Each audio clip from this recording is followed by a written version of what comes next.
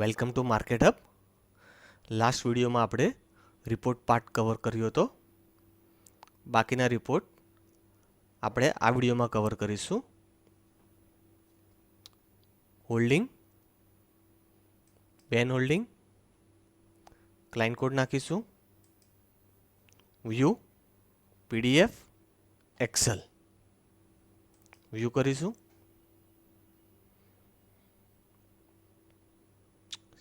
Symbol, ISIN, beneficiary holding એટલે કે obligation યા તો કુસાનો સ્ટોક આવશે. માર્જિન પ્લેજ હશે તો પ્લેજ સ્ટોક અહીં આવશે. ડીપીમાં જેટલો પડ્યો હશે તે ડીપીનો સ્ટોક અહીં આવશે.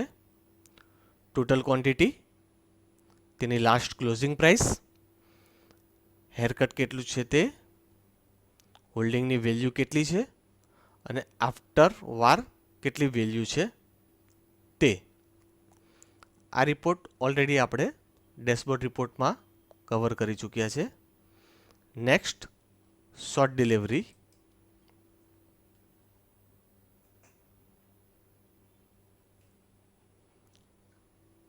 શોર્ટ ડિલિવરી રિપોર્ટ જે ઓબ્લિગેશન રિપોર્ટ હશે તે ડેટા આવશે, જે આપણી પાસે હજી પેઆઉટ આવ્યું નથી, જે પ્યોર પરચેસ કર્યું છે અને ડિલિવરી હજી સુધી એક્સચેન્જથી આવી નથી.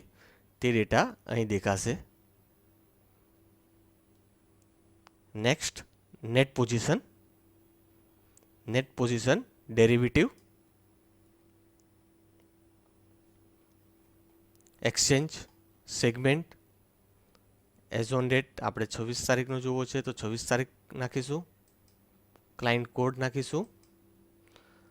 બાકી ઓપ્શન આપ્યા છે, જે પ્રમાણે જોવા હશે તે પ્રમાણે રિપોર્ટ ઓપન થશે. આપણે ઓલ લઈ લઈએ છીએ. અગર ઝીરો પોઝિશન નહીં જોવી હશે, જે પોઝિશન નીલ હશે તો ટીક કરશો તો જે પોઝિશન ઊભી હશે તે જ આવશે, જે ક્લોઝ થઈ જશે તે નહીં આવે. વ્યૂ.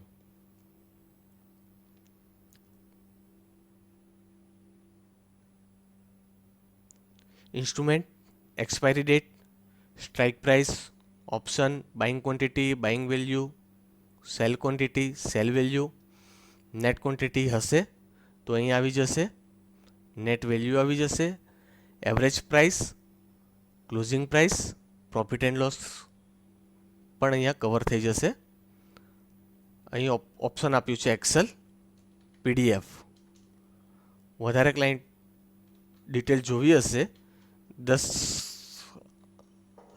10થી વધારે ડિટેલ હશે, 10થી વધારે સ્ક્રિપ્ટ હશે તો અહીંથી સિલેક્ટ કરી ટોટલ રિપોર્ટ કવર થઈ જશે. Next, net position derivative, date range. આ રિપોર્ટમાં P&L પણ કવર થઈ જશે. આ રિપોર્ટમાં from date to date option છે. કોડ નાખીશું. અહીં ઓપ્શન આપ્યા છે વ્યૂ, પીડીએફ, એક્સેલ. બાકી બી ઓપ્શન આપ્યા છે, જે પ્રમાણે રિપોર્ટ જોવો હશે તે પ્રમાણે જોઈ શકશો. વ્યૂ કરીશું. Script, expiry date, strike price, option type, BF quantity, BF value, buying quantity, buying value, cell quantity, cell value, net quantity, net value, average rate, closing rate, net, P&L. અહીં પણ option આપ્યું છે Excel, PDF. અહીંયાથી પણ generate થશે, આગળ front page પરથી પણ જનરેટ થઈ શકશે. Next, net position equity, date range. Exchange select કરીશું, ફ્રોમ ડેટ ટુ ડેટ નાખીશું, ક્લાયન્ટ કોડ નાખીશું, વ્યૂ, પીડીએફ, એક્સેલ. વ્યૂ કરીશું.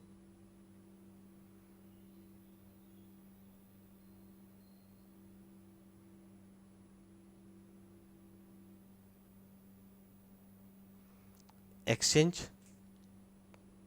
Segment, script code, script name, buying quantity, buying value, cell quantity, cell value, net quantity open હશે તો અહીં આવી જશે, તેની વેલ્યુ આવી જશે, average rate, closing rate, net P&L પણ અહીંયા કવર થઈ જશે.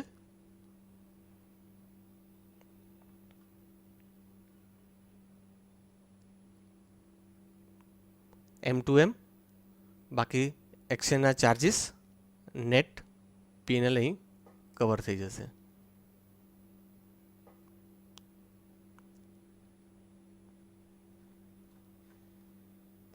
Financial ledger,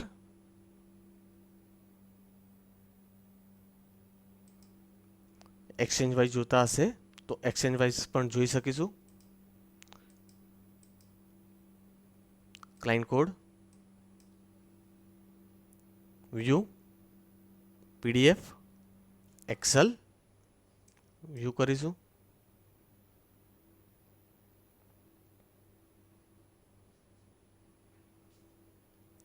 financial date, trade date, exchange, segment, narration, bill number, debit, credit, balance. આ રિપોર્ટ આપણે આગળ ડેશબોર્ડ રિપોર્ટમાં પણ કવર કરી ચૂક્યા છે. એક્સેલ ઓપ્શન છે, પીડીએફ ઓપ્શન પણ અવેલેબલ છે. Next, debtors creditors statement. આ રિપોર્ટ પણ આપણે આગળ ડેશબોર્ડ રિપોર્ટમાં કવર કરી ચૂક્યા છે. વ્યૂ, પીડીએફ, એક્સેલ વ્યૂ કરીશું. ટોટલ ક્લાયન્ટો આવી જશે. Client code, client name, debit છે કે ક્રેડિટ છે તેની ડિટેલ આવી જશે. માર્જિન લાગ્યું હશે તો માર્જિનની ડિટેલ આવી જશે. નેટ ડેબિટ છે કે નેટ ક્રેડિટ છે તે ડિટેલ આવી જશે. અહીંથી પેમેન્ટ રિક્વેસ્ટ પણ કરી શકે છે, જે આપણે આગળ ડેશબોર્ડ રિપોર્ટમાં જોઈ ચૂક્યા છે. અહીં પણ એક્સેલ અને પીડીએફ ઓપ્શન અવેલેબલ છે. Next, RMS, T5 debit, code, account name, days જે કેટલા દિવસથી ડેબિટ છે તેની ડિટેલ અહીં આવશે કે કેટલા દિવસ છે, કેટલા ડેઝ થયા છે. અહીં તેનું ડેબિટ એમાઉન્ટ આવી જશે. અહીં તેની હોલ્ડિંગ વેલ્યુ આવી જશે. Next, CRR report.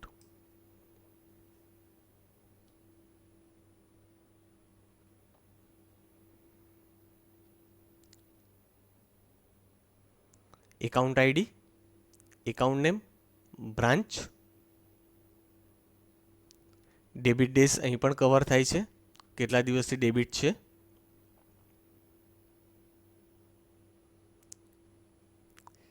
Ledger balance, early pain હશે તો અર્લી પેઇની ડિટેલ, અનક્લિયર કોઈ ચેક હશે તો તેની ડિટેલ. સ્ટોક વેલ્યુ અહીં આવી જશે. પ્લીઝમાં કેટલો સ્ટોક પડ્યો છે તેની વેલ્યુ અહીં આવી જશે. એફઓમાં માર્જિન લાગ્યું હશે તો તેની ડિટેલ આવી જશે. કેશ સેગમેન્ટમાં માર્જિન લાગ્યું હશે તો તેની ડિટેલ આવી જશે. અહીં ફિલ્ટર ઓપ્શન અવેલેબલ છે. આપણે જે પ્રમાણે જોવું હશે તે પ્રમાણે આવી જશે.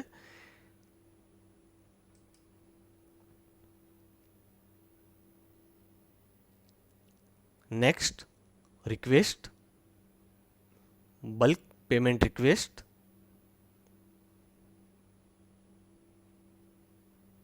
ક્લાયન્ટનું ફંડ વિડ્રોલ કરવું હશે તો આપણે અહીંયાથી રિક્વેસ્ટ નાખી શકીશું. Client code, client name, approve amount, કેટલું ફંડ રિલીઝ થઈ શકે છે આજની ડેટમાં. રિક્વેસ્ટ પર ટિક કરીશું તો માર્કિંગ થઈ જશે. અહીં આપણે એમાઉન્ટ ચેન્જ કરવું હશે તો ચેન્જ પણ કરી શકીશું. ટોટલ બલ્કમાં આપણે અહીંથી પેમેન્ટની રિક્વેસ્ટ નાખી શકીશું. નેક્સ્ટ વિડીયોમાં આપણે બાકીના રિપોર્ટ કવર કરીશું. Thank you.